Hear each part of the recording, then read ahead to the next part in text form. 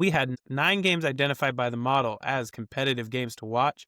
6 of them panned out, 3 did not, for a season total of 68%. All right, up top, a Friday night banger between Western Kentucky and Delaware. And wow, our podcast, possibly our podcast's most biased love for those Blue Hens. They came up short, 27-24, but that game was a nail biter all the way to the end. That was something.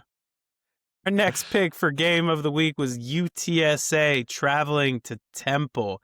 And you better believe that the Temple Owls, after showing up here several times and not able to pull it off, they were able to pull it off in a game with a competitive rating of 80.8. Again, we're looking for anything over 70. That Western Kentucky Delaware game was 82.6.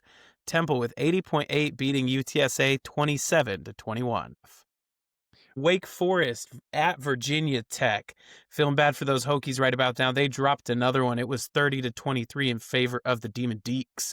That had a competitive rating of 82.4. So if you tuned into that one, that was another competitive game. Now on to what could have been the biggest game of the weekend and a real shot at revenge for the Tide. It was Alabama capitalizing on that opportunity, taking down Vanderbilt, who was number 7 in our model last week. Alabama was number 11. We'll see how that shakes out when we reveal the 50 today. They beat the Commodores 30-14 at home. That game also super competitive. 88.6, our highest rating so far. Miami of Ohio taking on Northern Illinois on the road. They came away with a win, 25-14. That was our closest 2 rankings of the week. Number 100 Miami against number 101 Northern Illinois, and it delivered. Competitive rating of 78. Louisiana Monroe at Northwestern. We expected this game to be more competitive than it was.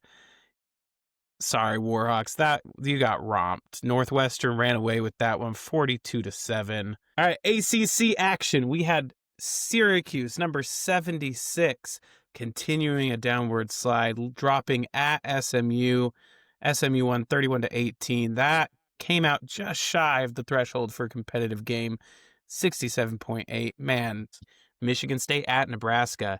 And that one crossed the line. That was Nebraska taking the win 38-27 at home. Competitive rating on that game, 82. Our last game from last week's game to watch was Texas Tech at Houston. I think the Cougars had a chance to make this a competitive game, but Texas Tech came with a game plan, and they put Houston away 35-11 on the road. Competitive rating of 64, so it did not pass the threshold.